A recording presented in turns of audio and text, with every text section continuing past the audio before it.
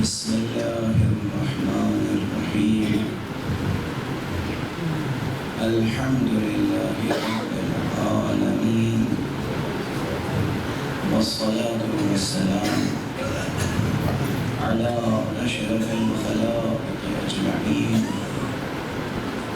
سيدنا وسيد الأولين والآخرين حبيبنا وحبيب إله العالمين إمام المرسلين وخاتم النبيين شفيع المذنبين ورحمة للعالمين أبي القاسم المصطفى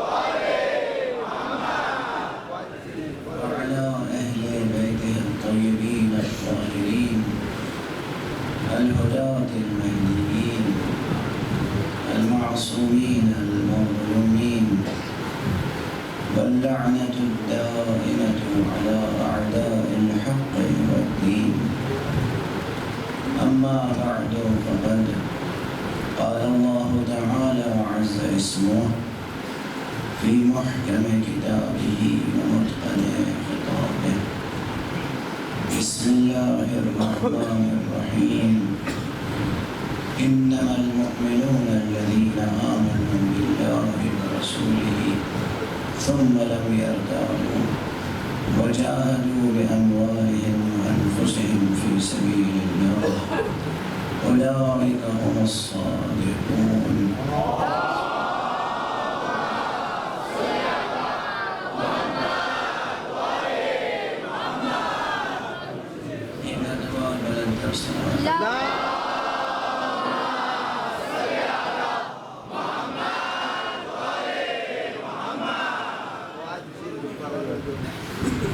قرآن حکیم کی آیت کریمہ جو سورہ مبارکہ حجرات میں ہے وہ ہم میں سے ہر ایک کے لیے انتہائی اہم پیغام اور ایک انتہائی ضروری نصاب علم و عمل، نصاب عقیدہ و عمل کی حامل۔ اور میں نے کل عرض کیا تھا کہ خود سورہ مبارکہ حجرات وہ سورہ ہے کہ جس میں وہ تمام اہم مضامین سمٹ کے آ گئے ہیں جو سرکار رسالت مآب خاتم النبیین صلی اللہ علیہ وسلم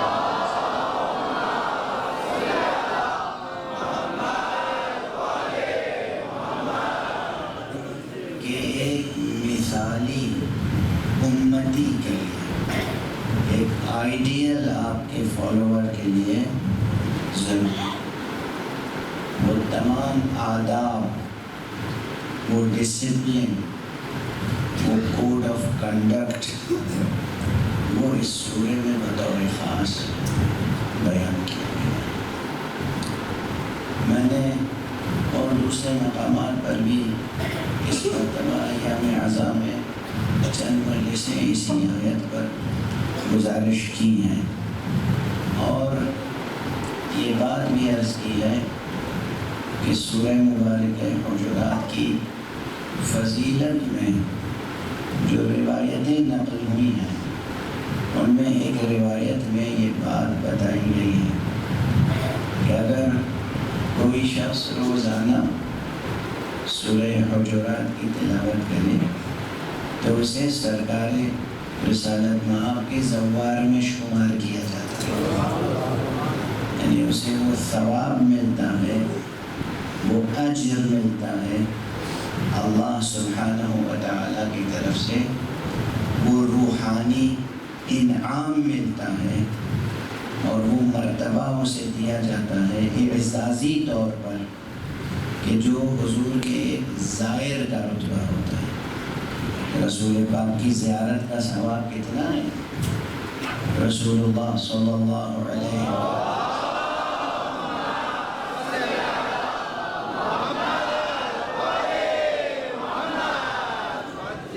کی زیارت یعنی آپ کی حیات طیبہ میں ہو یا آپ کی وفات کے بعد، یہ تو کہنا پڑتا ہے، بس اس زمان و مکان کے حدود و قیود و شرائط کچھ ایسے ہیں کہ کہنا پڑتا ہے کہ حیات طیبہ میں بھی اور وفات کے بعد بھی، ورنہ ان کی حیات طیبہ تو مسلسل ہے۔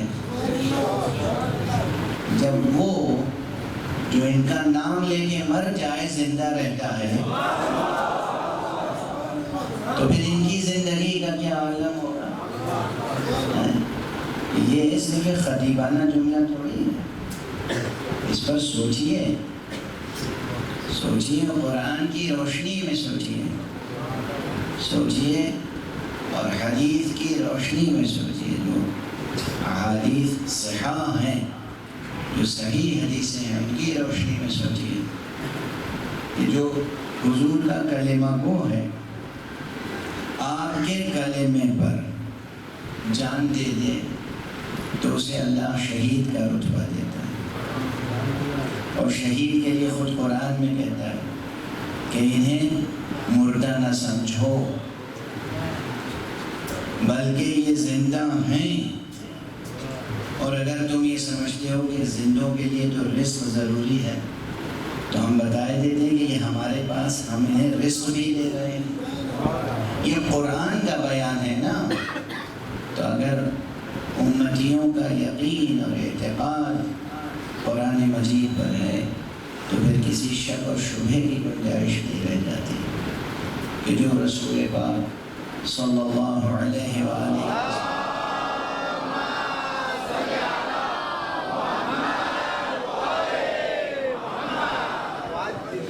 کے نام نامی پر آپ کی نبوت پر یقین رکھتے ہوئے وحدانیت الہیہ، اس وحدانیت الہیہ پر جس کا پیغام بھی ہمیں نبی سے ملا ہے، کسی اور سے تو نہیں ملا، اسی پیغمبر سے ملا، تو ان کے نام اور پیام پر جو جان دے دے، جب وہ زندہ رہتا ہے باہتمام خدا، بسایہ لطف پروردگار، بآغوش رحمت الہیہ، جب وہ زندہ رہتا ہے تو خود ان کی زندگی کا کیا عالم ہوگا۔ تو بہرحال جو ان کی زندگی میں بھی ان کی زیارت کرے یا ان کی وفات کے بعد زیارت کرے تو اس کا بہت اجر ہے، بہت ثواب ہے، بہت مرتبہ ہے، اللہ اس کی مغفرت فرماتا ہے، اس کے اگلے پچھلے گناہ معاف فرماتا ہے، اور اس کی دعائیں قبول ہوتی ہیں، وہ اللہ کا ایک محبوب بندہ بن جاتا ہے، اللہ کے محبوب کا محب بھی اللہ کا محبوب بن جاتا ہے۔ تو ایک ثواب بڑا یہ ہے اس سورے کا، سورہ حجرات، کہ جو اس کو پڑھے روزانہ وہ آقا نامدار صلی اللہ علیہ وآلہ وسلم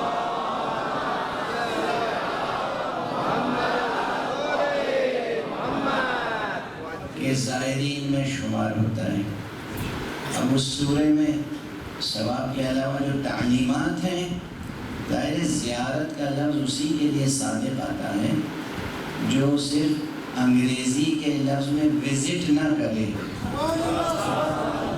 بلکہ وہ آقا کے پیام پر یقین رکھتا ہو، آقا کے لائے ہوئے دین پر یقین رکھتا ہو، آقا کی لائی ہوئی شریعت پر یقین رکھتا ہو، آقا سے عشق و محبت رکھتا ہو، آقا پہ مر مٹنے کا جذبہ رکھتا ہو۔ وہ جب حضور پیغمبر میں حاضری دے گا اس کو کہیں گے زیارت، اور اس شخص کو کہیں گے زائر۔ یہ نہیں کہ جو گیا اور مدینہ گھوم پھر کے چلا آیا وہ زائر ہے، نہیں، ایسا نہیں ہے۔ شہر کا زائر ہونا اور ہے، حضور کا زائر ہونا اور ہے۔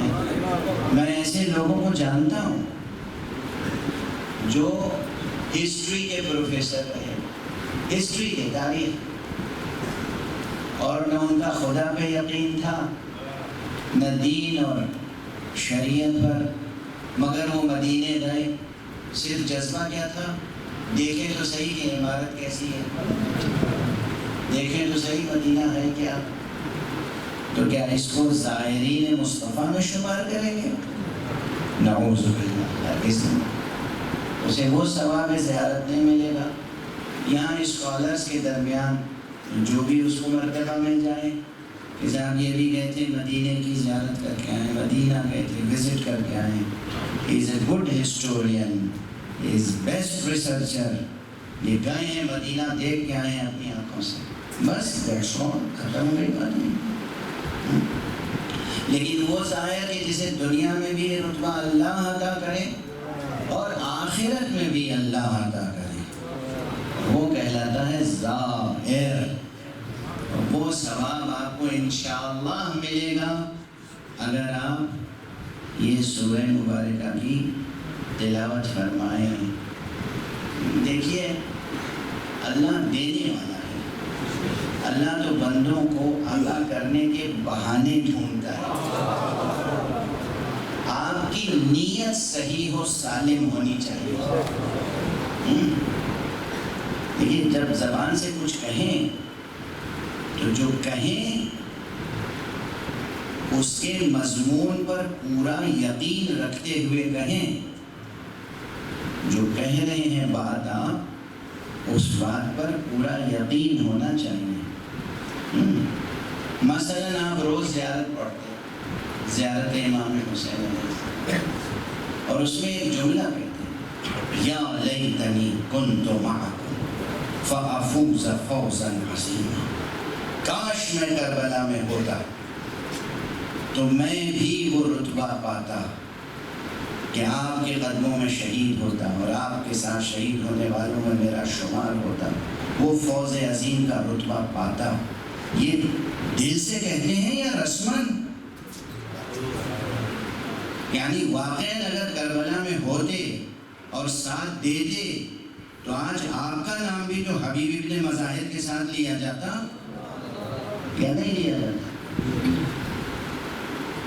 اور اب تک کی تاریخ میں سب سے بڑی ایمانی اکثریت وہ تھی جو کربلا میں نظر آئی۔ دیکھیے اس نقطے کو سمجھ کے اٹھیے گا، اکثریت کہہ رہا ہوں میں، سب سے بڑی اکثریت،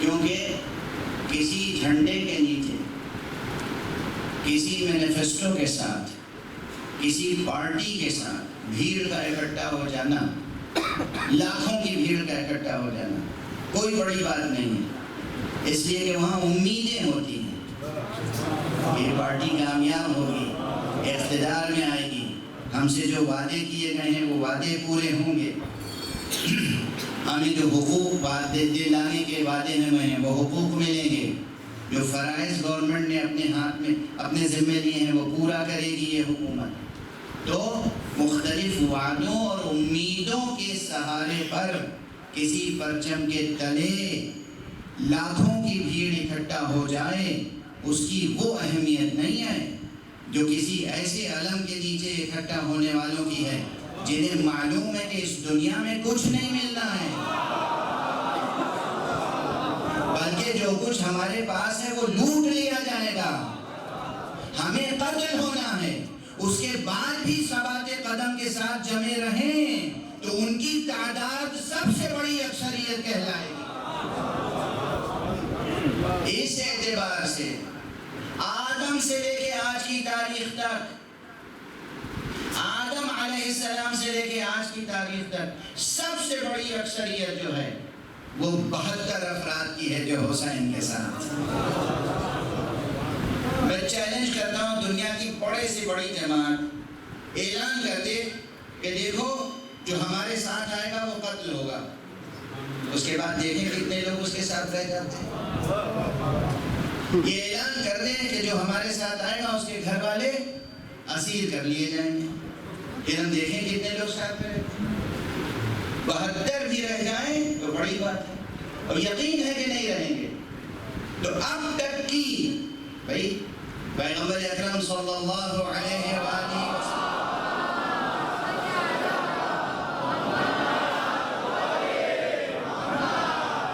کی جنگوں میں جو لوگ آتے تھے کس یقین کے ساتھ آتے تھے؟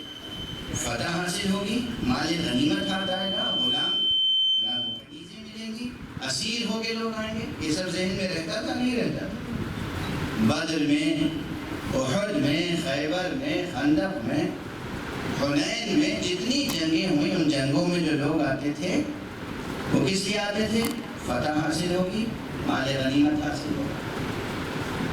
اسی لیے آقا امام حسین علیہ السلام نے فرمایا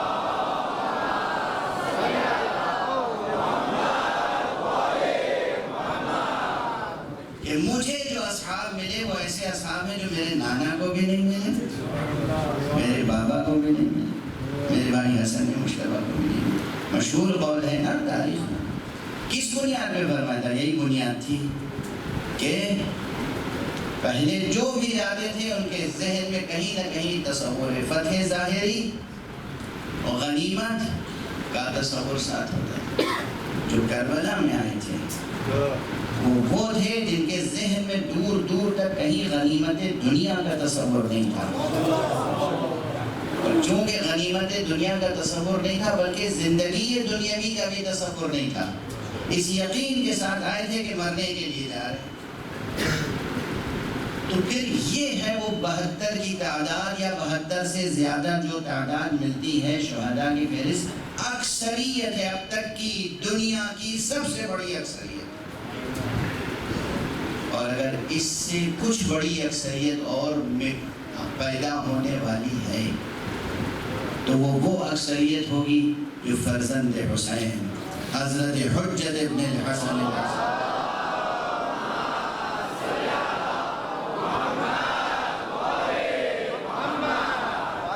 علیہ السلام کے ساتھ ہوگی. تو آپ کی جو دوہری آرزویں ہیں نا یا نہیں ہیں، اگر آپ کے دلوں میں یہ دونوں آرزویں نہیں ہیں تو آپ ایمان کے کسی درجے پر نہیں ہیں. ایک طرف یہ کاش کربلا میں ہوتے تو قربان ہوتے، اور دوسرا جذبہ یہ کہ آقا آ جائیں تو ہم قربان ہونے کے لیے تیار ہیں.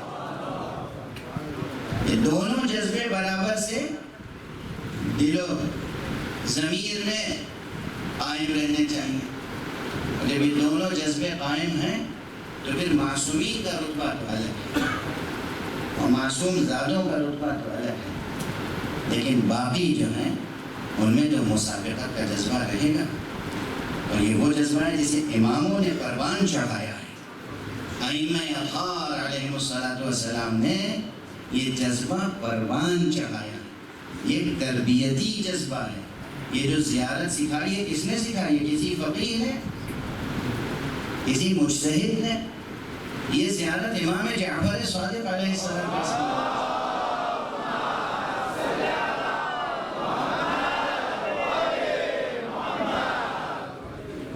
یہ زیارت امام نے سکھائی ہے تربیت نفوس اور تربیت قلوب کے لیے، تربیت اذہان کے لیے، جذبوں کو صالح اور صحیح جذبوں کو پروان چڑھانے کے لیے.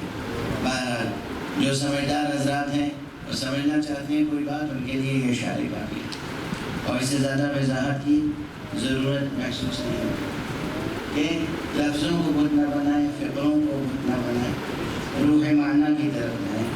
دیکھیں کہ آپ چاہتے کیا ہیں، آپ کیا بننا چاہتے ہیں. آپ واقعی کربلا کے شہید بننا چاہتے ہیں یا نہیں بننا چاہتے تو زیارت پڑھنا چھوڑ دیجیے، کیونکہ مقام عمل میں منافقت روا نہیں ہے. حدیث میں ہے اتنا ہی ظاہر کرو ایمان جتنا دل میں ہو. جتنا دل میں ہو اس سے زیادہ ظاہر کرو گے تو منافق کہلاؤ گے.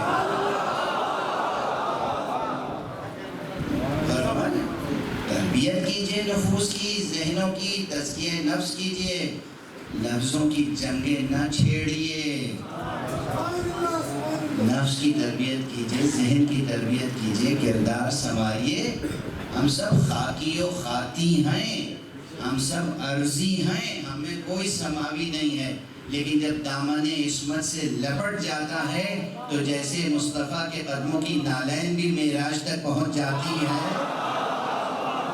ایسے ہی ایک امتی بھی جہاں تک آقا کا اشارہ ہو اور ارادہ ہو وہ امتی بھی ترقی کرتا چلا جاتا ہے۔ ایک صلوات پڑھ دیں محمد۔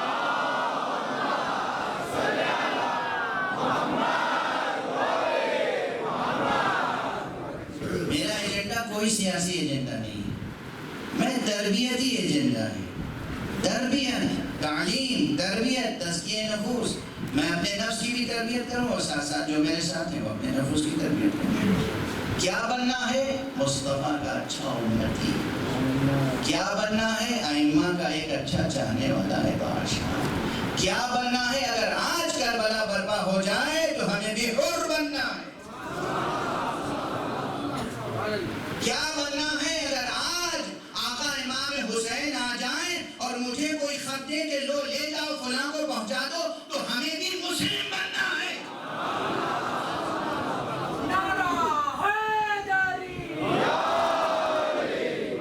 یہ جذبہ ہونا چاہیے، اس جذبے کے ساتھ تربیت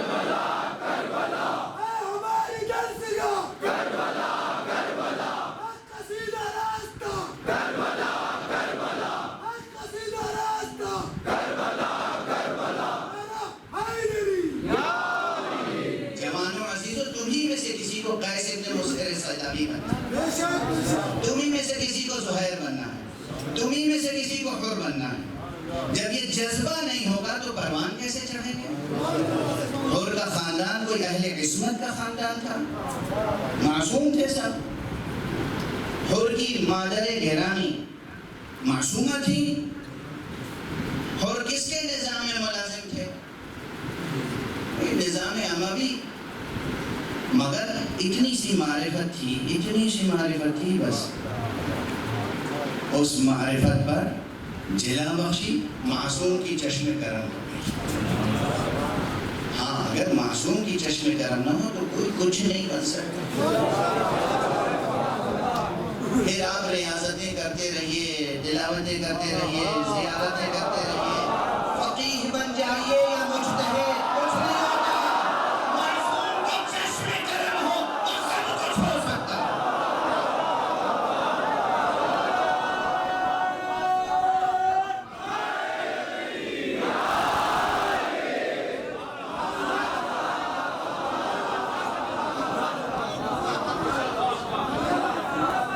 ہم میں سے کوئی علی اکبر نہیں بن سکتا، ہم میں سے کوئی عباس نہیں بن سکتا، ہم میں سے کوئی قاسم نہیں بن سکتا، لیکن ہم میں سے حر بننے کا جذبہ ہونا چاہیے، حر بننے کی آرزو ہونی چاہیے، مسلم ابن عوزجہ بننے کی آرزو ہونا چاہیے، حبیب بننے کی تمنا ہونی چاہیے۔ اگر میں کہوں کہ میری بصیرت کی آنکھیں دیکھ رہی ہیں کہ آج اگر امام زمانہ ظہور فرمائیں تو آیت اللہ سیستانی حبیب ابن مظاہر سے کم نہیں ہے۔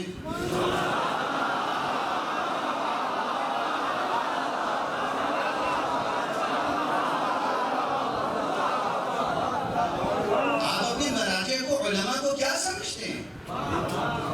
کیا سمجھتے ہیں آپ اپنے علماء؟ مراجع کو کیا سمجھتے ہیں؟ جیسی پست آپ کی ذہنیت ہے ویسا ہی سمجھتے ہیں۔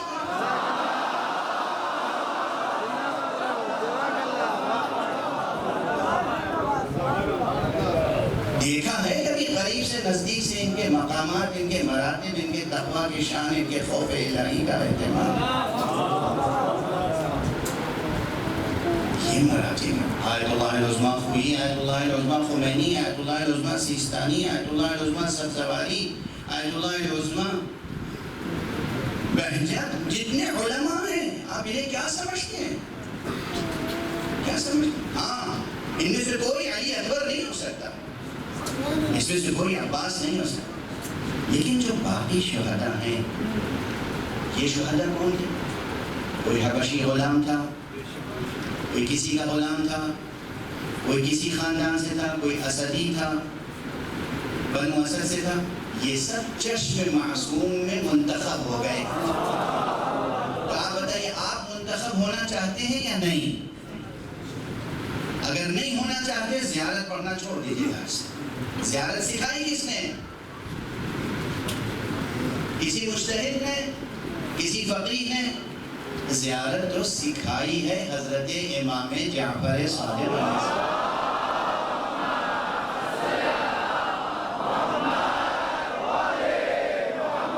زیارت سکھائی ہے حضرت امام محمد باقر علیہ السلام، اور اپنے چاہنے والے شیعوں کی تربیت کے لیے سکھائی۔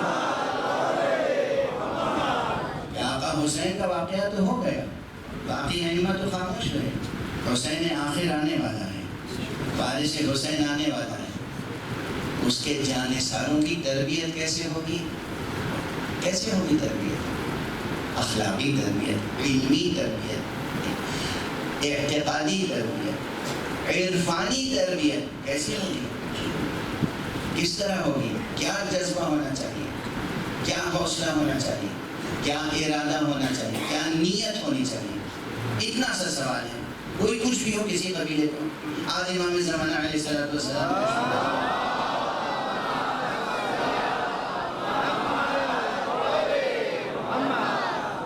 وہ کسی کو بلائیں کہ بیٹا آئیے، یہ میرا خط ہے، یہ لے کے فلاں جگہ فلاں شہر چلے جائیے، فلاں شخص کو پہنچا دیں۔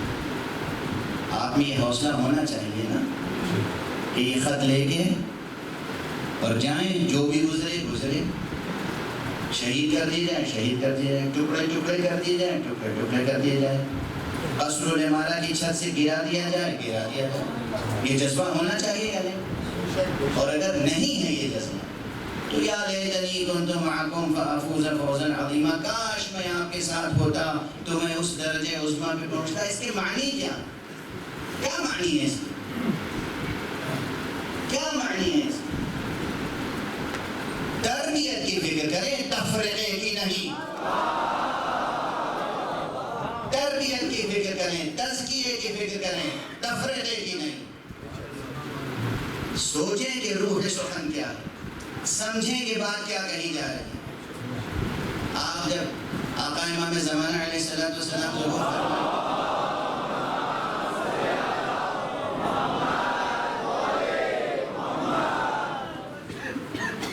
تو کیا کریں گے ہمارا؟ بس ایک ہی ہوگا، مولا ہم نے تو سنا تھا کہ ساری دنیا میں عدل و انصاف ہو جائے گا اور خون برسے گا، تو بس ہم کچھ کرنا نہیں چاہتے، گھر بیٹھے ہمیں رزق ملتا رہے۔ بس ایسا کچھ کر دیجئے کہ ہمیں کچھ کرنا نہ پڑے، اور بس عیش و عشرت میں زندگی گزرے، روزی روٹی بحال رہے، امن اور چین و سکون سے رہیں، ہر طرح کی راحت رہے۔ بس آقا اس کے آگے ہمارا کچھ نہیں، یا لیتنی کنت معکم کہ بس یہی معنی ہے، اس سے زیادہ نہیں۔ ہمیں کہیں خط وط دے کے نہ بھیجیے گا، کہیں کوئی پیغام رسانی نہ کیجیے گا۔ ہم نہیں بن سکتے مسلم ابن عقیل، ہم بن ہی نہیں سکتے قیس بن مسلم، ہم بن ہی نہیں سکتے حبیب بن مظاہر، نہیں بن سکتے کچھ تو روح سیاہ ہو کر گھر میں بیٹھے بننے کی کوشش کیجیے، اس سے کہ ابھی ایک حسین پردہ غیب میں باقی ہے۔ وہ صحافی، ایک شخص صحافی ہے جو کہتا ہے کہ میرا حسین ابھی کربلا نہیں پہنچا، میں حر ہوں اور ابھی لشکر یزید میں ہوں۔ دوسروں کے ہاں تو یہ جذبہ موجود ہے کہ آقا آ جائیں تو میں حر بننے کے لیے تیار ہوں۔ میں کہوں اگر حر سے بھی میں تشبیہ دے دوں کسی کو تو پھر دوسرے دن یہ جواب آئے گا کہ حر نہیں بن سکتا کوئی، تو اس کا مطلب کچھ نہیں بن سکتا کوئی۔ تو پورا نظام دین و تربیت کیا ہوگا؟ محمل، لغو محض۔ یہ دن رات کی ریاضتیں کس لیے ہیں؟ یہ دن رات کی زیارتیں کس لیے ہیں؟ یہ دن رات جذبہ سرفروشی کس لیے ہے؟ ممبر صرف اس لیے ہے کہ آپ ہدیہ دیں اور عیش کریں؟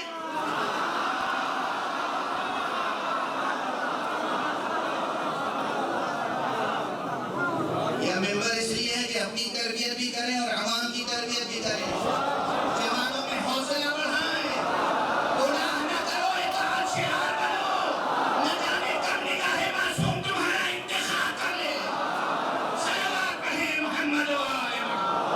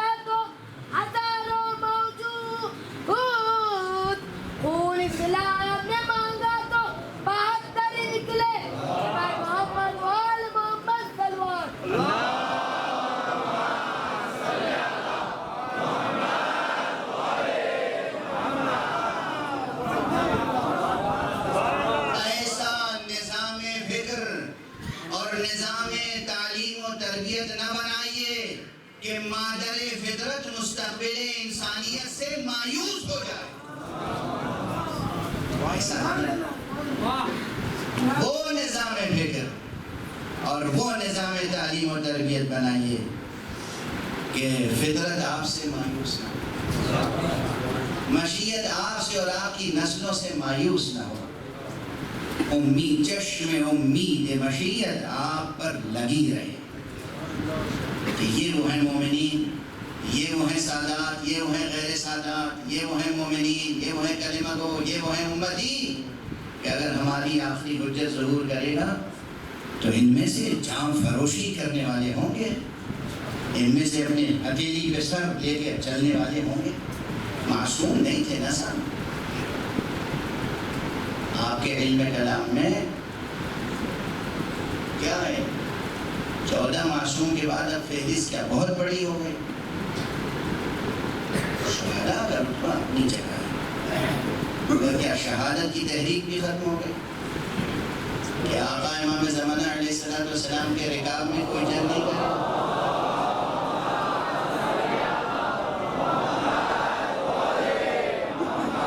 کیا آقا امام زمانہ علیہ السلام کی رکاب میں جنگ کرنے کے لیے انسان شریک نہیں ہوں گے, سب آسمان سے ملائکہ نازل ہوں گے؟ جب امام حسین نے اپنے ساتھ ملائکہ کو جنگ کرنے کی اجازت نہیں دی تو کیا امام زمانہ صرف ملائکہ کی فوج کی بنیاد پہ جنگ کریں گے؟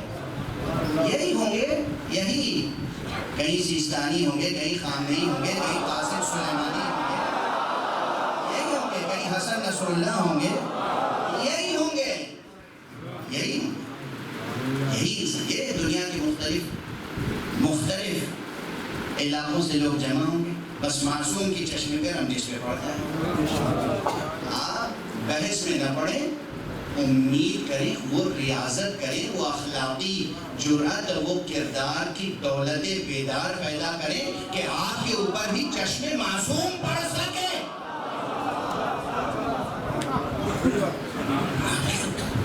قبیلے بنی اسد سب معصوم تھے کیا؟ یا سب محفوظ عن الخطا تھے کیا؟ کوئی خطا کار نہیں تھا. اتنے خطا کاروں کی اولادیں آئیں اور شہید ہو گئے. آج ہمارے لیے علیہ السلام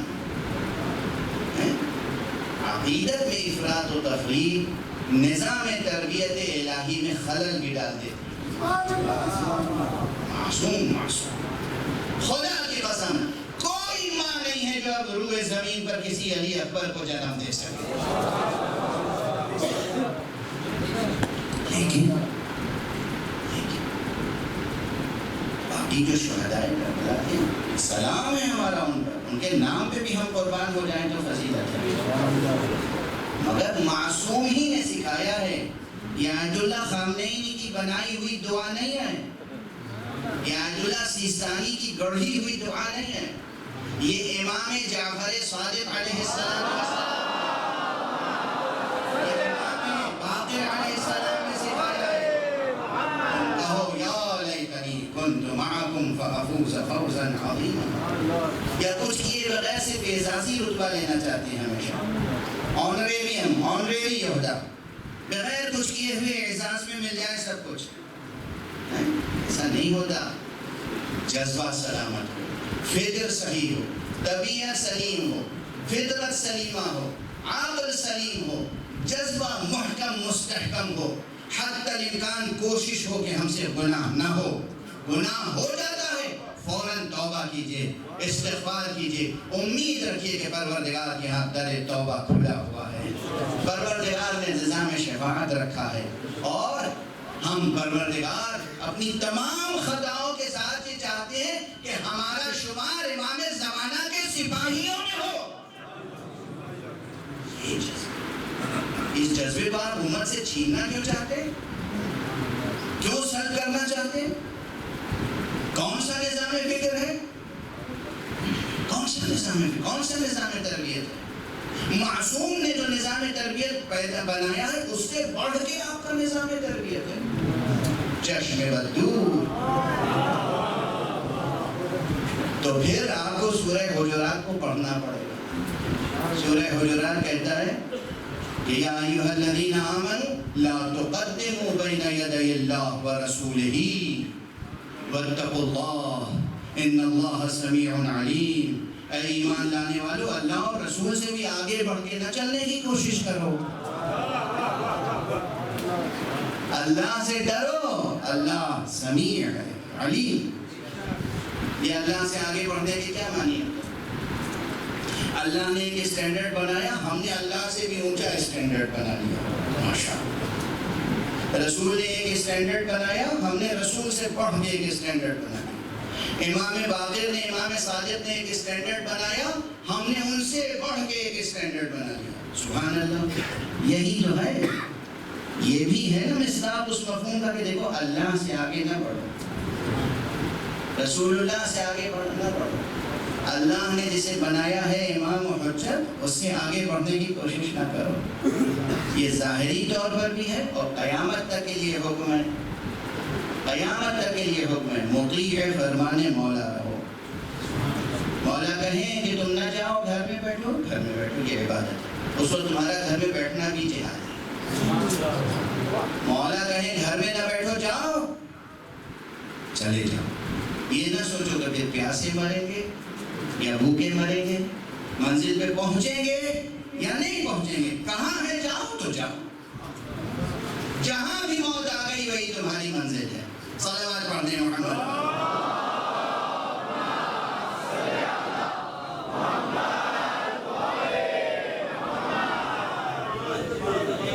میں کوئی بات اس لیے نہیں کہتا ہوں،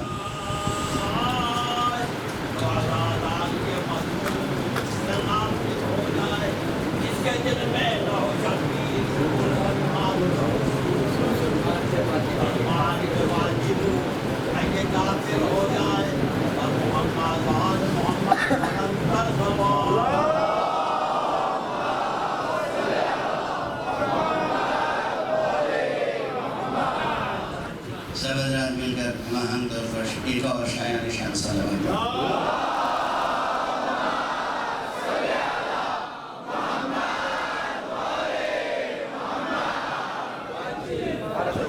میں پھر ایک مرتبہ آیت کریمہ کی ترجمانی کر دوں، اس کا ترجمہ یہ دیکھیں اس میں کتنے اہم نکات ہیں، اور ہماری دینی اور دنیاوی، ہماری علمی اور عملی، ہماری اعتقادی اور عبادی تربیت کے لیے کیا نصاب مقرر کیا گیا، کیا نصاب مقرر کیا گیا. اور یہ قرآن ہے اور یہ کلام خالق، جس کی جو بات ہوتی ہے نا اسی کو قدرت ہوتی ہے کہ جتنی اپنی بات کو پھیلا کے پیش کرنا چاہے پیش کر، جتنا پھیلانا چاہے پھیلا، اور جس وقت سمیٹ کے مختصر کہنا چاہے مختصر کہنا.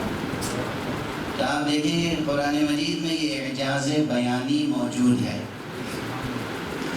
قرآن بسم اللہ سے والناس تک مفصل بیان الہی ہے، لیکن جہاں حق سبحانہ و تعالیٰ چاہتا ہے کہ مختصر لفظوں میں ایک بات ایسی کہہ دے کہ انسان چاہے تو اسی مجمل سے مفصل تک پہنچ جائے تو وہ اس طرح فرما دیتا ہے. اب یہاں پہ ایک بات اور کہتا چلوں، ایک نقطہ ہے عرفا کے لطیفوں میں سے ایک لطیفہ ہے. یہ لطیفہ وہ نہیں ہے جو ہنسنے ہنسانے کے، یہ لطیفہ وہ جو لطیف اور دقیق اور ظریف، نازک اور نفیس معانی تک لے جاتا ہے. جس سے اللہ کا نام نامی ہے نا لطیف یا لطیف ہو، اللہ کا نام ہے نا، تو اس سے یہ لطائف ہیں، یہ دقیق نفیس اور بلند پایہ معانی کی طرف اشارے ہوتے ہیں. انہیں عرفا اپنی زبان میں لطائف ہیں. کہاں وہ لطائف جو لوگ آپس میں استعمال کرتے ہیں. تو ایک لطیفہ عرفانی ہے، ایک دقیق ہے. جیسے قرآن شروع کس سے ہوا ہے؟ حرف بے سے. ختم کس پر ہوا ہے؟ سین پر. بے اور سین کو ملائیے تو بس بنتا ہے. یعنی یہ کتاب نصاب کے لحاظ سے کافی ہے انسانیت کے لیے. ہمیں اس کتاب کے علاوہ کوئی اور کتاب نہیں چاہیے، چاہیے تو معلم کتاب چاہیے. صلوات پڑھ دیجیے محمد والے.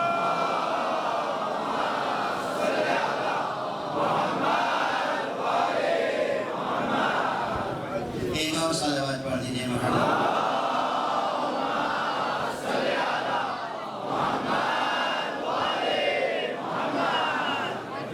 انہیں اس کتاب کے علاوہ اور کوئی کتاب نہیں چاہیے.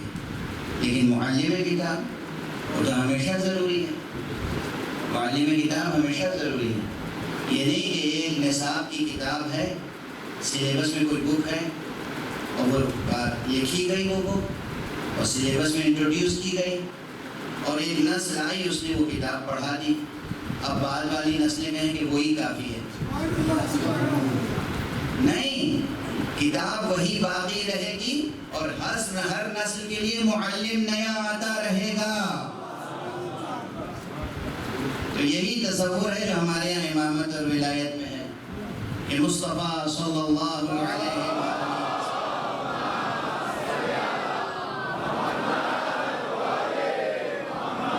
پر کتاب نازل ہوئی اور یہ آخری کتاب ہے.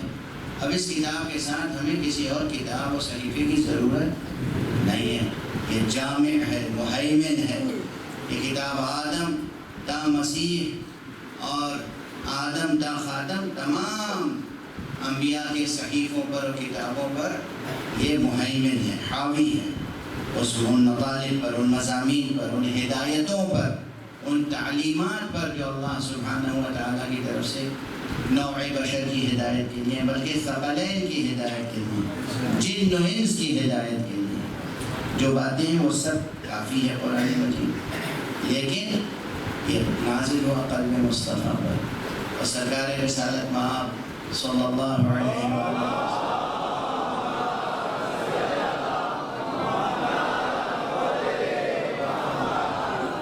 نے ارشاد فرمایا کہ یہ مجھے قرآن جو دیا گیا ہے اسی کے مثل مجھے کچھ اور بھی دیا گیا ہے. اسی کے مثل وَمِثْلَهُ مَعَهُ، اس کے ساتھ اس کا مثل دیا گیا ہے، یعنی بیان قرآنی. یہ مصطفیٰ کو عطا ہوا ہے. قرآن مجید میں بھی یہ مضمون موجود ہے، حدیث میں بھی موجود ہے. تو آقا کے پاس آقا کی حدیثیں، آقا کے ارشادات، آقا کی زبان سے آنے والی تفسیریں اور آقا کے عمل سے ظاہر ہونے والی تفسیریں، آپ کی سیرت سے نمایاں ہونے والی تفسیریں سب اہم ہیں. اور پھر اس کے بعد آپ کے بعد جو ایک نسل آپ نے تربیت کی، امیر المؤمنین علی ابن ابی طالب،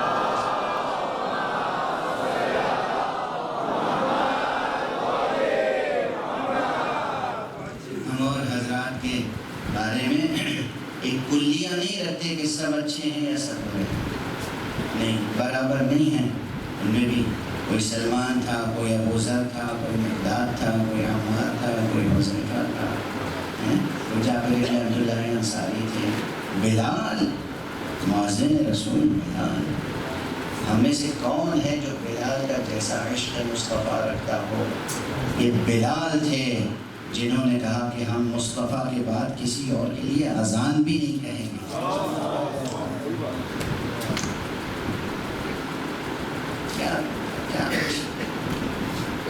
کیا عشق، بلال کا عشق.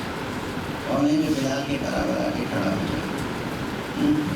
یہ تفاضل، یہ اپنی جگہ، لیکن جو علم رسول اللہ نے جناب امیر المومنین کو ودیعت کیا، اس کے برابر کوئی نہیں آ سکتا، کوئی نہیں آ سکتا. امیر المؤمنین، امام المتقین، قائد الغر المحجلین، یعصوب الدین، صالح المؤمنین، کتاب مبین، امام مبین، النبأ العظیم. کتنے قرآنی القاب ہیں علی ابن ابی طالب. آقا کو جو علم عطا کیا مصطفیٰ صلی اللہ علیہ وسلم،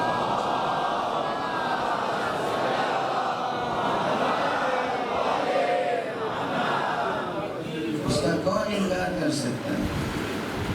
آقا کا ایک پہلو یہ بھی ہے کہ آپ بھی اپنے وقت میں معلم قرآن تھے. پھر آپ کے بعد حسن معلم قرآن تھے، اور اس کے بعد حسین معلم قرآن تھے. کوئی دنیا لائے تو ایسا معلم قرآن کہ سر و گردن میں جدائی ہو جائے پھر بھی قرآن کی تعلیم دیتا ہے، پھر بھی قرآن کی تعلیم دیتا رہے.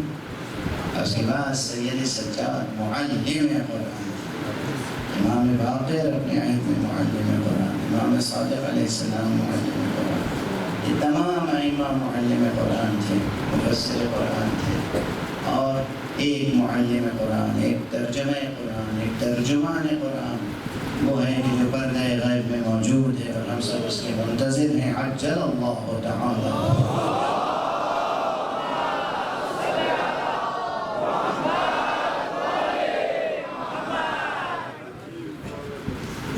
قرآن مجید کی بات ہو رہی تھی کہ قرآن مجید میں اللہ جہاں چاہے اپنی بات کو مختصر کر کے پیش کرے، جہاں چاہے مفصل۔ تو اب یہ جو آیت ہے اس میں بظاہر تو 2 سطریں ہیں، چند کلمات ہیں، ارشاد الہی ہے انما المؤمنون الذین آمنوا باللہ ورسولہ، بس مومن تو وہی ہیں جو اللہ پر ایمان لاتے ہیں اور اللہ کے رسول پر، ثم لم یرتابوا، ایمان لانے کے بعد پھر کسی شک اور شبہ اور تردید اور تردد میں مبتلا نہیں۔ یہ بڑی بات ہے، اصل بات یہی ہے۔ یہ میں نے کہیں اور عرض کیا ہے، لیکن جو بات ضروری ہے، مفید ہے اور ہر جگہ یکساں سوالات ہوتے ہیں، تو یہ بات مقرر رس کر رہا ہوں، دہرا رہا ہوں کہ شک و شبہ اور تردید و تردد میں، ہیزیٹیشنز میں یہ بھی شامل ہے کہ جناب والا کوئی حکم بیان ہو اور آپ پوچھیں کہ ایسا کیوں ہے۔ میں نے تفصیل سے عرض کیا تھا کہ یہ کیوں ہے کا سوال 2 پہلو رہتا ہے، ایک تو حقیقت کو سمجھنے کے لیے اور معرفت کو بڑھانے کے لیے، اگر اس نیت سے ہے بہت اچھا سوال ہے، اس ثواب کا اجر ملے گا، ثواب ملے گا۔ اگر کسی حق، یہ یاد رکھیے گا جوانان عزیز، یہ نسخہ کیمیا ہے معرفت کا جو دے رہا ہوں، سچے جذبے سے اللہ کی کسی بھی بات یا اللہ کے کسی بھی حکم کو معرفت بڑھانے کے لیے، یقین بڑھانے کے لیے اگر سچے جذبے سے آپ سوال قائم کریں تو اللہ ایسے استاد فراہم کر دیتا ہے کہ جو جواب دے دیں، یا آپ کے دل میں خود اس کا جواب القاء کر دیتا ہے، بدیعت ہوتا ہے جسے کشف کہتے ہیں۔ آپ 2 رکعت نماز پڑھیں، پروردگار مجھے تو نہیں مل رہا ہے جواب، تو ہی میرے دل کی تشفی کرنا، آپ دیکھیں گے کہ آپ کے سامنے وہ سوال تحلیل ہو جائے گا، جواب ابھر کے سامنے آ جائے گا۔ تجربہ کر کے دیکھیے، لطف حق پر اور کرم کبریا پر اور ربوبیت رب عالمین پر بھروسہ کر کے تو دیکھیے، توسل کیجیے معصومین سے اور اللہ سے سوال کیجیے، پورا جواب ملے گا۔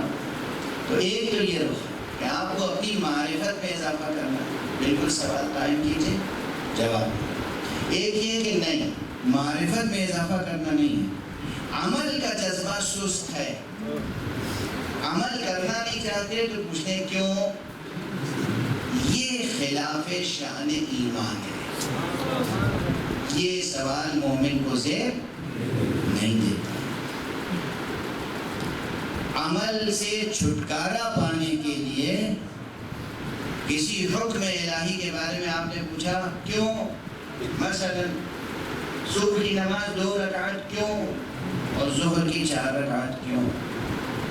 معرفت بڑھانے کے لیے ہے، بہت اچھا، کسی کو کہتے ہیں سوال ایک ہی ہے، نیت پہ دار و مدار ہے، معرفت بڑھانے کی نیت سے سوال قائم کیا تو ثواب ملے گا، اور نماز ترک کرنے کی نیت سے سوال قائم کیا تو عذاب کے مستحق۔ اس طرح کے سوالات بھی یہاں ثم لم یرتابوا کے دائرے میں آ جاتے ہیں۔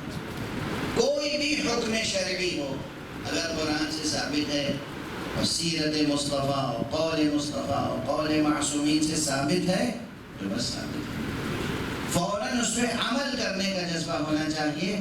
اگر عمل کی راہ میں آپ کا سوال رکاوٹ بن رہا ہے، اطاعت کی راہ میں رکاوٹ بن رہا ہے، تو آپ پھر انما کے دائرے میں آنے والے مومن نہیں کہلائیں گے،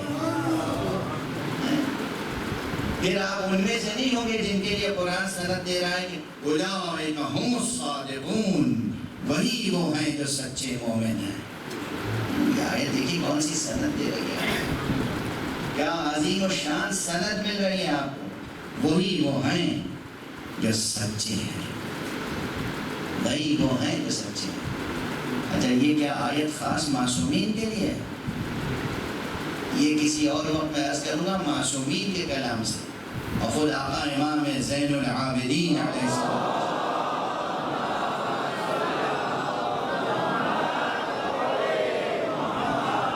کے کلام سے عرض کروں گا کہ قرآن مجید میں کیسے پہچانا جائے کہ کس آیت کا مضمون اہل بیت کی شان میں ہے خاص، اور کس آیت کا مضمون تمام امتیوں کے لیے ہے۔ صلوات پڑھ دیجیے محمد۔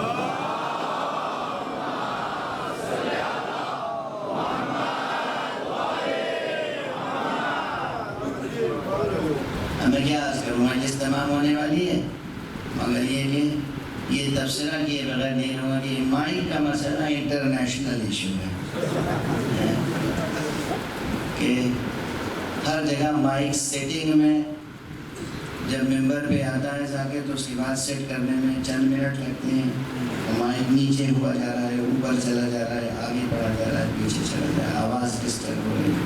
اور یہ جو درجن بھر اور مائک لگاتے ہیں چھوٹے چھوٹے، یہ پہلے تو گریبان پکڑنے کی کوشش کرتے ہیں، اگر نہیں تو پھر ہاتھ پکڑنے کی کوشش کرتے ہیں۔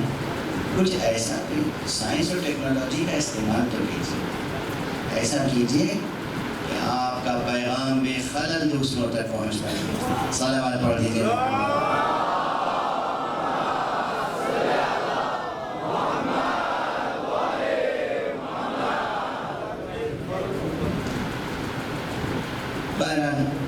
جو سلسلہ گفتگو تھا وہ یہ کہ یہ جو آیت کریمہ ہے انما المؤمنون الذین آمنوا باللہ ورسولہ ثم لم یرتابوا وجاہدوا باموالہم وانفسہم فی سبیل اللہ اولئک هم الصادقون، یہ آیت خاص معصومین کے لیے ہے۔ یہ آیت ایک نصاب ایمان و عمل ہے تمام امتیوں کے لیے، اور اس میں سچے امتی کا معیار بتایا گیا ہے۔ یہ پورے سورے کا مزاج جو ہے وہ امتیوں کی تربیت کے لیے ہے، پیغمبر کا، اور ظاہر پیغمبر کے حکم میں وہ آئیں گے جن جن کو پیغمبر اپنے حکم میں رکھیں، جو پیغمبر کے جانشین ہیں، معصوم جانشین، ان کا بھی یہی حکم ہے کہ کوئی ان کے آگے اپنی بات بڑھانے کی کوشش نہ کرے، ان کے آگے اپنا قدم بڑھانے کی کوشش نہ کرے، ان سے اونچی اپنی آواز کرنے کی کوشش نہ کرے۔ دوسری آیت کیا ہے؟ یا ایھا الذین آمنوا لا ترفعوا اصواتکم فوق صوت النبی، اے ایمان لانے والو اپنی آواز کی رسول کی آواز سے اونچی نہ کرو۔ اور اس کی پاداش کیا ہے؟ صرف آواز اونچی کرنے کی پاداش یہ ہے کہ تمام اعمال تمہارے اکارت ہو جائیں گے۔ یعنی زندگی بھر اگر آپ نے نمازیں پڑھی اور نماز شب پڑھی اور ہر سال حج کیا اور عمرے کیے اور جناب والا زکاتیں دی اور صدقات دیے اور غلام آزاد کیے، کنیز آزاد کیے، سب کیا، مگر کسی ایک موقع پر بھی آپ نے رسول کی آواز سے اپنی آواز اونچی کر دی، سب اکارت ہو گیا۔ میں قرآن کی آیت پڑھ رہا ہوں، لوگ تاریخ میں چہرے پہچان لیں۔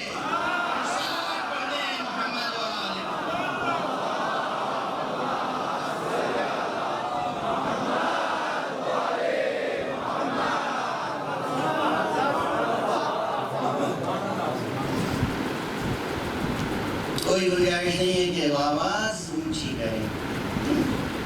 کسی کے لیے کہا جائے کہ کیا کریں صاحب، ان کی آواز ہی بھاری تھی تو کیا کریں؟ آواز بھاری تھی تو پھر اسے ہلکی کرنے کی تربیت حاصل کریں،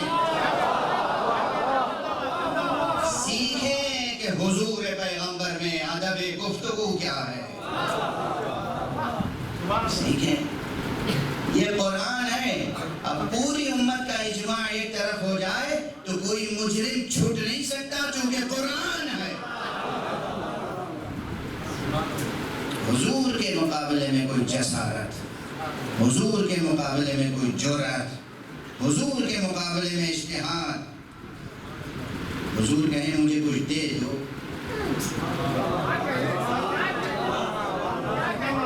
حضور بیمار ہیں، مریض ہیں، اور حضور کہہ رہے ہیں مجھے کچھ لا کے دے دو۔ اب بلند آواز سے بولنا تو الگ ہے، یہ کہنا میرا خیال ہے کہ درد غالب آ گیا ہے ان پر۔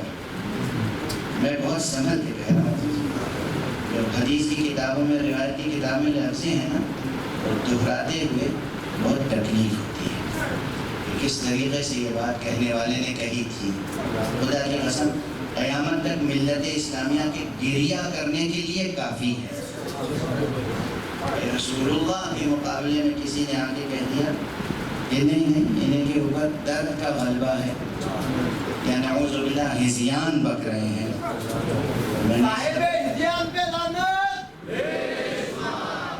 سب سے سماعت کرنا، اپنے نفوس کی تربیت کیجیے، تاریخ ہے، سب سے سماعت کرنا کہ میں قرآن پڑھ رہا ہوں، اس قرآن کے سامنے ہم میں سے ہر ایک کو اپنے نفس کی تربیت کرنا کہ رسول کے اور معصوم کے مقابلے میں کیا ادب ہوتا ہے، نہ ان سے آگے قدم بڑھانا ہے، نہ ان کی آواز پہ اپنی آواز اونچی کرنی ہے۔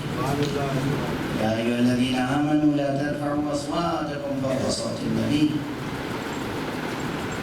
نبی کی آواز پر اپنی آواز بھی بلند نہ کرو۔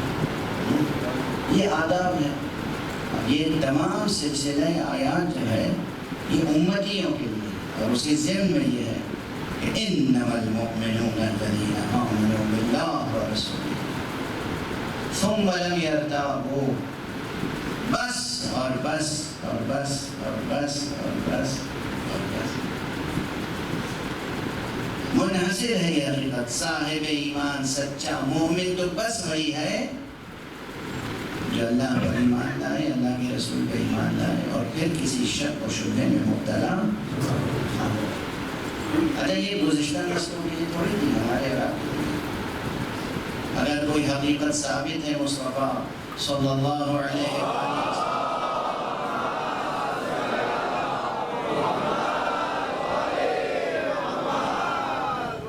ہمیں اس پر یقین رکھنا ہے، اس پہ عمل کرنا ہے، اور ہم کتنے ہی پست معاشرے میں سے ہمت بلند ہونی چاہیے، کتنے ہی پست خاندان سے ہوں حوصلہ بلند ہونا چاہیے۔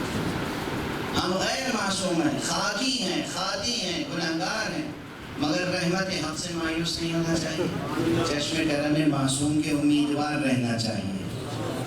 کوئی خدمت سپرد کرنا، کوئی خدمت معصوم سپرد کرنا، ہمیں آرزو کرنی چاہیے کہ کوئی بھی خدمت سپرد کرنے معمول سے معلوم نہیں گی، اور ہم پھر اس خدمت کو انجام دینے کی طاقت، صلاحیت، استعداد، تمنا، آرزو اپنے اندر رکھیں، اور یہ دعا کریں پروردگار سے کہ پروردگار ہمیں معصوم کے کام آنے کے لائق بنا دے۔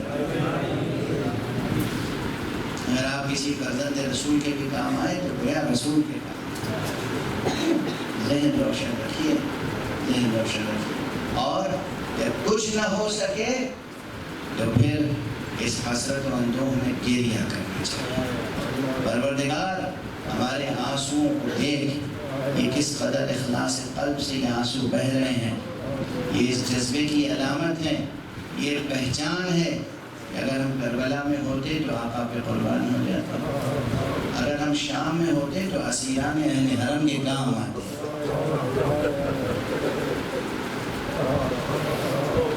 ہم جان دے دیتے مگر بیوی کے لیے چادر ضرور فراہم کریں،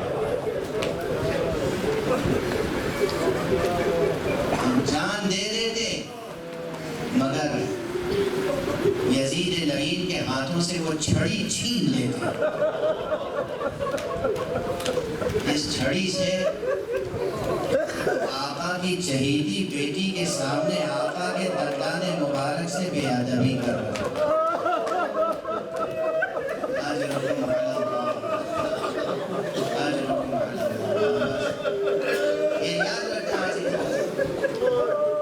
اس نیت سے مجلس میں آیا کرو، اس نیت سے عزاداری و شریک ہو کہ صرف رسمن گریہ نہیں کرنا ہے، یہ نیت رہے کہ جان چلی جائے آقا کی راہ میں تو چلی جائے۔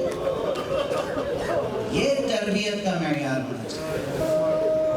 ہم کچھ نہیں ہیں، یاد ہے نا وہ جون کا جملہ، جون غلام ابو ذر، غلام حبشی، جب امام نے فرمایا ہے، جب اجازت لینے آئے ہیں جون امام سے، تو امام نے کہا کہ تم تو غلام ہو، غلام ہمارے ساتھ اس لیے رہتے ہیں تاکہ عیش و راحت کی زندگی، عافیت کی زندگی بسر کریں، اب ہمارے اوپر مصیبت کا وقت ہے، اس لیے چلے جاؤ۔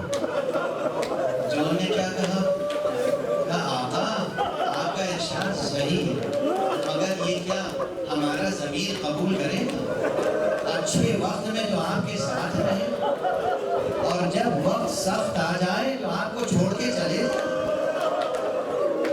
یہ نہیں ہو سکتا۔ ہم آپ پر جان قربان کریں گے، اور پھر کس انداز سے اس نے قربانی حاصل کیا ہے، کس انداز سے۔ آقا ہمیں معلوم ہے ہمارے خون سے بدبو آتی ہے، ہمارے پسینے سے بدبو آتی ہے، ہم اس لائق نہیں ہے کہ ہمارا لہو آپ کے لہو میں شامل ہو جائے۔ امام نے پھر کس شفقت سے دعا دی، کس شفقت سے عزت دیا، اور کس شفقت سے اس غلام حبشی کے چہرے پر آ کے اپنا رخسار رکھا ہے حسین، اور آقا حسین کی دعا کے نتیجے میں کیسا سورج کی طرح چمکتا ہوا دمکتا ہوا درخشاں چہرہ نصیب ہوا جون کو۔ یہ عادات، یہ جو مصائب میں روایتیں پڑھی جاتی ہیں، اس کا تربیتی پہلو ہے۔ اپنی بستی کو ہم اپنی نظر میں رکھیں اور ان بلند نگاہوں سے توقع کریں کہ وہ ہمارے اوپر چشم کرم فرمائیں گے، چشم کرم فرمائیں گے، اور جذبہ یہ رہے کہ کربلا ہو تو آقا پہ قربان ہو جائے، شام ہو تو زینب کی رضا پہ قربان ہو جائے، اور سربلندی کے ساتھ ہم روتے رہیں گے، سینہ کوبی کریں گے، مگر بزدلی کے ساتھ نہیں، ہم اعلان کریں گے فتح حسین کا۔ بس ایک روایت پہ تمام کر رہا ہوں، جب شام میں داخلہ ہوا ہے، کل میں عرض کر چکا پہلی سفر کو قافلہ شام میں داخل ہوا ہے، اور جب شام میں داخل ہوا ہے کبھی تو آپ سنتے رہتے ہیں تمام ذاکرین سے کہ اس بازاروں کو سجایا گیا تھا، لہو و لعب کی محفلیں آراستہ تھی جگہ جگہ، اور ایسی زیب و زینت تھی جیسے کوئی عید کا دن ہو، اور اس دن اسیران اہل حرم داخل ہو رہے تھے، اور تماشائیوں کا ایک مجمع تھا، ایک بھیڑ تھی جو کھلے سر رسول زادیوں کو دیکھنا چاہتے تھے۔ اجرکم علی اللہ، اجرکم علی اللہ، اور اسی درمیان میں کوئی ایک ایسا پہلو، کوئی ایک ایسا موقع کوئی فروگزاش نہیں کرنا چاہتا تھا کہ جو ان اسیروں کی اذیت ناکی میں، اذیت میں اضافہ نہ کرے۔ کہتے ہیں کہ ایک شخص آگے بڑھا، تاریخ میں نام محفوظ ہے، میں اس وقت نام لینا نہیں چاہتا، جذبات مجروح ہوں گے اور آپ نعرے لگائیں گے۔ ایک شخص آگے بڑھا، دیکھیے تلوار کا زخم، نیزے کا زخم، پتھر سے زخم، یہ سب زخم تو اپنی جگہ، لیکن یہ جملے، اہانت آمیز جملے، دل دکھانے والے جملے، فقرے، ان کا زخم معمولی نہیں ہوتا۔ ایک شخص آگے بڑھا اور اس نے امام زین العابدین سے کہا کہ علی ابن الحسین بتاؤ کون جیتا، کسے فتح حاصل ہوئی؟ گویا وہ طعنہ دے رہا ہے، طنز کر رہا ہے کہ دیکھا تم نے، تمہیں شکست ہوئی، یزید کو فتح حاصل ہوئی۔ بلا تأمل امام نے فرمایا کہ سوال کرنے والے ذرا ٹھہر جا، ابھی مؤذن اذان دے گا، اعلان ہو جائے گا کہ کون جی۔ یہ تمام اذانوں، تمام مسجدوں کے مناروں سے بلند ہونے والی اذانیں اعلان فتح حسین ہیں۔ یہ آپ اعلان کرتے رہے سارے دنیا کہ حسین قربان نہ ہوتے، اور یہ قربانیاں اہل بیت نے پیش نہ کی ہوتی تو آج اسلام کہاں ہوتا؟ آج اذانیں کہاں ہوتی، آج نمازیں کہاں ہوتی، آج شرابیں حلال ہوتی، مسجدیں ویران ہوتی، مگر یہ قربانی تھی سید الشہداء کی، یہ قربانیاں تھی اہل بیت کرام کی، کہ اس کے نتیجے میں آج اسلام زندہ ہے، نماز زندہ ہے، آواز اذان بلند ہے۔ یہ سید سجاد کا مکالمہ، یہ گفتگو، سوال و جواب، یہ شام کے بازار میں ہوا۔ ادھر ایک شخص گزرا یہ پوچھ کر، بتاؤ سید سجاد کہ فتح کس کی ہوئی؟ امام نے فرمایا اذان کی آواز بلند ہونے دے، اعلان ہو جائے گا کہ فتح کس کی ہوئی۔ یہ گیا، دوسرا شخص آ گیا، سید سجاد، وہ جانتا نہیں تھا سید سجاد کو، یہ تو میں ترجمانی کر رہا ہوں۔ اس نے جو جملے کہے وہ اور بھی تکلیف دہ تھے۔ اس نے ایک شیخ تھا، بوڑھا، نادان مذہبی، شامی تہذیب میں تربیت پانے والا مذہبی، اس نے ہاتھوں کو اٹھا کے کہا خدا کا شکر ہے کہ تم باغیوں کو اللہ نے یہ دن دکھایا۔ کیا سید سجاد کے دل پہ چوٹ لگی؟ شکر ادا کر رہا ہے خدا کا، شکر ادا کر رہا ہے، خدا کا شکر ہے کہ جس نے تمہارے مردوں کو قتل کیا اور عورتوں کو اسیر کیا۔ آقا تڑپ تو گئے مگر صبر کرتے، صبر کے ساتھ آپ نے جواب دیا۔ لہجہ عصمت کی تاثیر دیکھی، فرمایا اے شیخ تو نے قرآن پڑھا ہے؟ جیسے ہی آپ نے فرمایا تو نے قرآن پڑھا ہے، اس کے دل و دماغ پہ ایک اثر ہوا۔ کہا ہاں ہاں ہم نے قرآن تو پڑھا ہے، مگر تمہارا قرآن سے کیا رشتہ ہے؟ اللہ اکبر، تمہارا قرآن سے کیا رشتہ؟ امام علیہ السلام نے پھر کہا اے شیخ تم نے آیت تطہیر پڑھی ہے؟ انما یرید اللہ لیذھب عنکم الرجس اہل البیت ویطہرکم تطہیرا۔ کہا ہاں ہم نے یہ آیت پڑھی ہے، مگر تمہارا اس آیت سے کیا تعلق ہے؟ ابھی امام صبر کر رہے ہیں۔ کیا تو نے یہ آیت پڑھی ہے جس میں کہا گیا قُلْ لَا أَسْأَلُكُمْ عَلَيْهِ أَجْرًا إِلَّا الْمَوَدَّةَ فِي الْقُرْبَى؟ کہاں یہ آیت بھی پڑھی ہے، مگر یہ تو بتاؤ خدا کے واسطے، ہم تو تمہیں باغی سمجھتے ہیں، ہم تو تمہیں خطاکار سمجھتے ہیں، تم تو قرآن کا حوالہ دے رہے ہو، قرآن کی آیتیں پڑھ رہے ہو، تم کون ہو؟ امام نے ایک مرتبہ کہا ہم وہی اہل بیت تو ہیں جن اہل بیت کی طہارت کا اللہ نے اعلان کیا ہے، ہم وہی اہل بیت ہیں جن کی مودت تم پر واجب قرار دی گئی ہے۔ جیسے ہی اس کی چشم بصیرت کھلی، اس نے کہا تم آل رسول ہو، خدا کے واسطے ہمیں معاف کر دو۔ میں علی ابن الحسین ہوں، علی ابن حسین ابن فاطمہ، علی ابن حسین سبط رسول حسین کا بیٹا۔ اس بوڑھے نے اپنے سر سے عمامہ اتارا، چہرے پہ تماچے مارے اور آقا سے ملتمس ہوا مجھے معاف فرما دے، میں معرفت نہیں رکھتا تھا، اس لیے گستاخی ہوئی۔ انا للہ وانا الیہ راجعون، رضا بقضائہ وتسلیما لامرہ۔ انا للہ وانا الیہ راجعون، رضا بقضائہ وتسلیما لامرہ۔ انا للہ وانا الیہ راجعون، رضا بقضائہ وتسلیما لامرہ۔ پروردگار ہمیں علوم قرآن اور معارف اہل بیت سے آشنا کرنا، پروردگار ہمیں اہداف قرآن اور مقاصد قرآن کو پورا کرنے کی توفیق عطا فرما، پروردگار ہمیں زیارت امام حسین کے فکروں پر سچا اترنے کی معرفت اور ہمت عطا فرما، پروردگار ہمیں اپنے امام زمانہ کے کام آنے کی مکمل توفیق عطا فرما، پروردگار معبود ہمارے سینوں میں، ہمارے دلوں میں ہمیشہ چراغ توحید روشن رہے، پروردگار ہمارے ہاتھوں میں ہمیشہ دامن ختم نبوت رہے، پروردگار ہمارے قدم ہمیشہ صراط مستقیم ولایت علی پر گامزن رہے، پروردگار ہمیں ہمیشہ نظام ولایت حق سے وابستہ رکھ، پروردگار ہمارے سروں پر علماء کرام، مجتہدین عظام، فقہائے عظام کا سایہ برقرار رہے،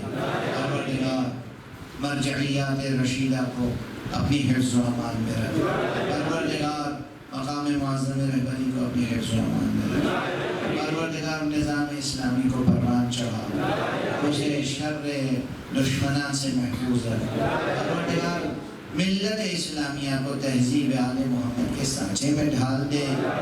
پروردگار برکات اسلام اور فیوز اہل بیت کو تمام عالم انسانیت کے لیے عام فرما دے۔ پروردگار سبیل حسین کو تمام انسانیت کے لیے سبیل کر دے۔ پروردگار اپنے ولی آخر کو اذن ظہور عطا فرما اور ان کے ہاتھوں سے اپنی رحمت و رحمت و عدالت کا پرچم لہرائے۔